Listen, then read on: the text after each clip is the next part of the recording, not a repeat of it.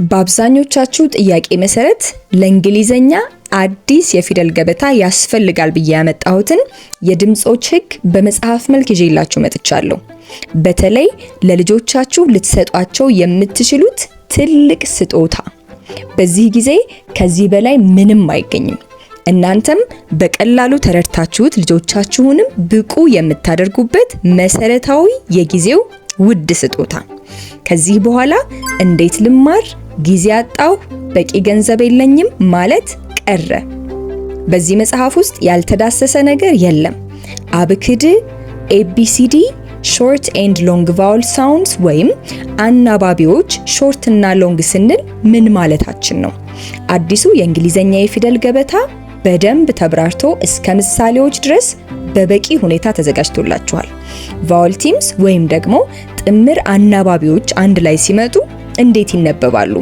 ዲያግራፍስ ምንድናቸው? ወይም ሁለት ተናባቢዎች አንድ ላይ ሲመጡ ድምጻቸው ወደ ምን ተቀየረ? የማይቀየሩትን ብሌንስ የምንላቸውንም በስፋት እናያለን።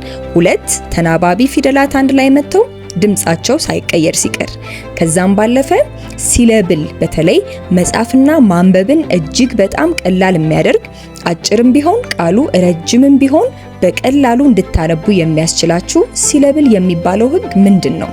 እንዴትስ ሲለብል መቁጠር እንችላለን? ሲለብል ስንቆጥር አናባቢ ፊደል እንቆጥራለን ወይስ ደግሞ አናባቢ ድምጾችን እንለያለን? ለሚሉ ጥያቄዎች ሁሉ በእነዚህ በጠፋሁባቸው ቀናት ለናንተ በቂ የሆነ መልስ አዘጋጅላችሁ ቆይቻለሁ። መጽሐፉንም እንዳስተማሪ ብዬ ሰይሜላችኋለሁ። እንዳስተማሪ ሁሉን ነገር አብራርቶ ይዞላችኋል። በተጨማሪም ጥያቄዎች ሲኖራችሁ ያልገባችሁ ነገር ቢኖር ቴሌግራም ላይ፣ ቲክቶክ ላይ እንዲሁም ደግሞ ዩቲዩብ ላይ ኮሜንት ሴክሽን ላይ የገባችሁ ጥያቄዎቻችሁን ማስቀመጥ ትችላላችሁ። ተከታትዬ በፍጥነት ጥያቄዎቻችሁን እመልሳለሁ።